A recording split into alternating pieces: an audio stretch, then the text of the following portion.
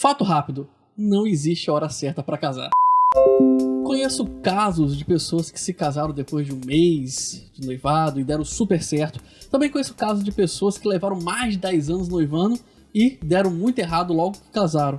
A verdade é que tempo não determina nada. Você pode ter sucesso casando com uma pessoa que você conhece há pouco tempo ou há muito tempo. Esse não é o fator determinante, mas sim a maturidade emocional dos noivos e sua disposição para compromissos.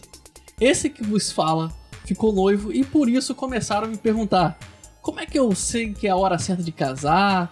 Enfim, para tentar responder um pouquinho dessas dúvidas, que eu sei que é um assunto muito complexo, eu separei 6 pontos que eu acho importante para o momento que você resolve, você toma a decisão de se casar.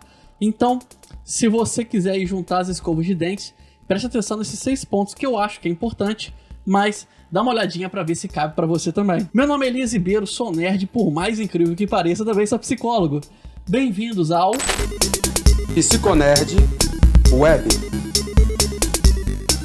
Então aqui vão as 6 sinais que eu considero importantes para você saber que está na hora de casar. Lembrando que cada pessoa é um indivíduo diferente do outro, por isso a palavra indivíduo.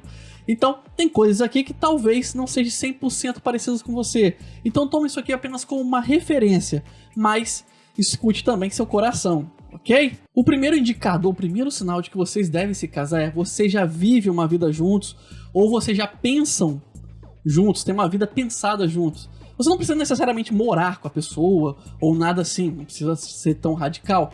Mas imagine aquela pessoa que você já passa a semana inteira fazendo planos envolvendo ela.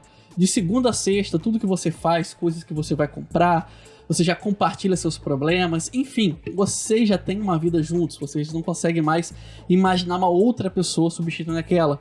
Ela se torna a sua âncora, seu porto seguro.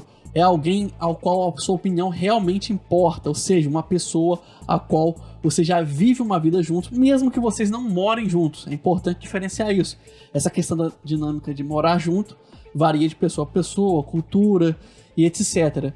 Mas se você já vive uma vida junto com essa pessoa, vocês já planejam, já fazem tudo juntos, tentam encaixar suas férias, é tudo bem sincronizadinho, você deve considerar casar com essa pessoa. Vocês já projetaram uma vida juntos, ou seja, além de vocês terem uma vida juntos, vocês já têm um projeto de vida juntos, ou seja, vocês planejaram, vocês estão fazendo as contas, querem saber se dá para se casar, vocês acreditam na família como um projeto mesmo, como algo a ser executado para dar sucesso. Quando eu falo projeto, não me refiro a uma família tradicional nesse sentido, eu me refiro realmente a um projeto mesmo. Você ama uma pessoa, ela te ama e você já começa a sonhar com a casa, você já começa a sonhar com as despesas, com todas as coisas que envolvem um casamento junto.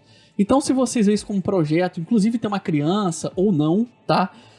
Isso aí é opcional, mas se vocês já conversam sobre isso, se vocês já planejam isso, planejam ter ou não ter, se está tudo sendo programado, se está tudo sendo planejado, você já tem planos para daqui a 5 anos, então esse é outro sinal de que você deve casar com essa pessoa. Um terceiro sinal que é importante, observe que eu estou aumentando o nível de importância, tá? O primeiro não é tão importante quanto o terceiro. Esse terceiro, ele é mais importante que os dois. Por quê? O seu diálogo é aberto mesmo para assuntos difíceis?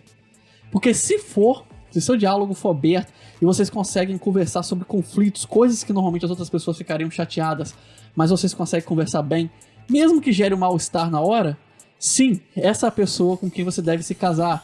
Porque se você vai passar a sua vida inteira do lado de alguém, você precisa ter a segurança, a certeza que você pode se abrir com essa pessoa. Então ter um diálogo aberto para qualquer coisa mesmo, é extremamente fundamental. Se você não conseguir chegar nessa parte, não case, é sério. Você precisa ter diálogo com a pessoa que você vai casar. Quarto ponto que eu acho importante: vocês estão prontos para abandonar hábitos de solteiro.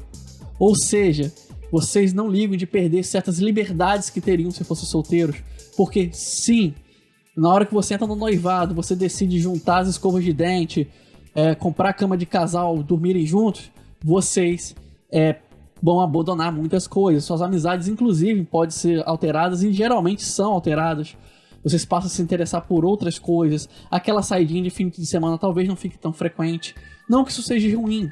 Acontece que você muda seus interesses porque você tem uma outra pessoa para compartilhar seus interesses. Então muitas coisas na sua vida se tornam restritas e outras se tornam impossíveis. Inclusive conhecer outras pessoas. Se você ainda tá nessa de acha que ainda pode conhecer outras pessoas, com certeza você não deve casar.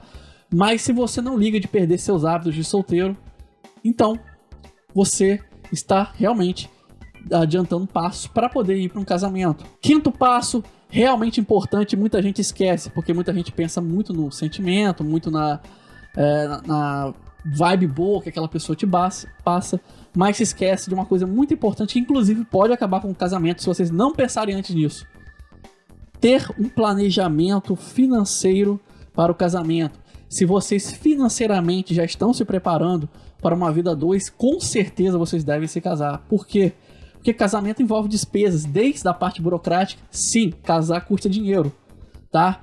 Não é impagável e tem planos sociais aí para quem está dentro de uma faixa de renda um pouco menos acessível.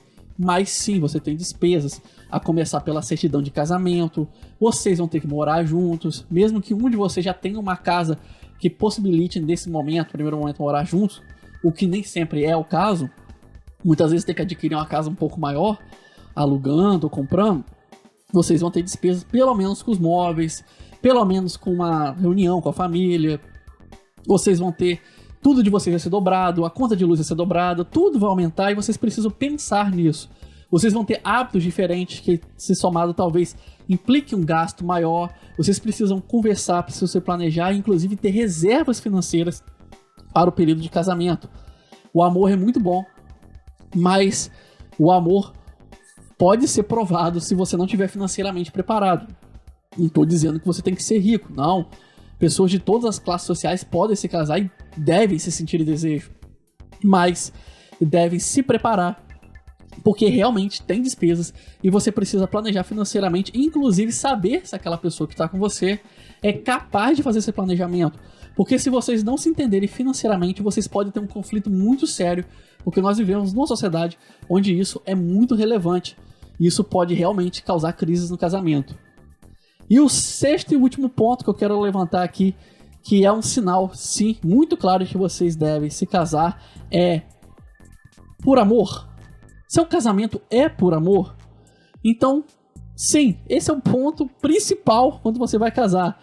Tudo aquilo que eu falei eu considero importante, mas o amor é o único item dessa lista aí que não é flexível. Você realmente quer casar com essa pessoa, você a ama, você já está há algum tempo com ela e você tem certeza disso, ou mesmo que não esteja há tanto tempo, mas você tem sinais muito claros de que amor...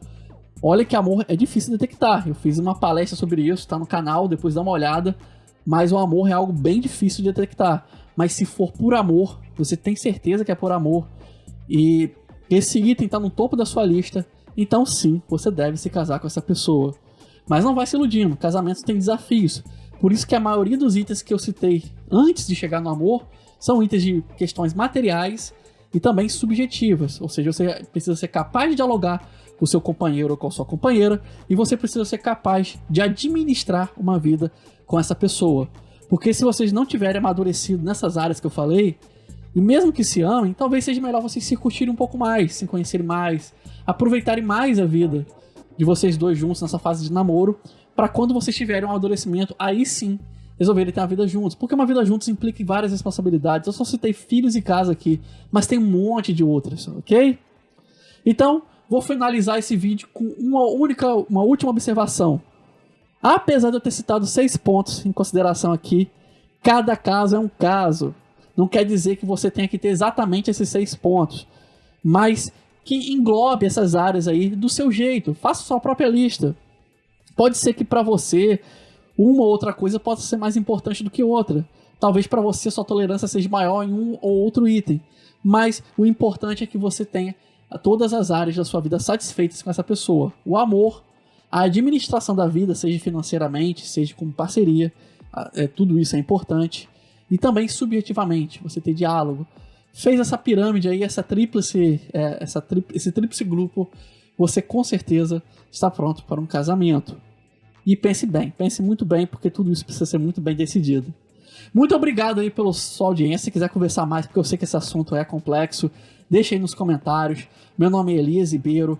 Me ajude a crescer um pouco mais nesse canal, a levar um pouco mais de psicologia para as pessoas, curtindo, compartilhando, se inscrevendo se ainda não fez isso. Muito obrigado de coração mesmo por sua companhia. Um grande abraço. Criado por Elias Ribeiro. Com trilha sonora de Kevin MacLeod. Curta nossa página no Facebook Psicólogo Elias, no Twitter Alceman. Narração Ralph Ibrahim.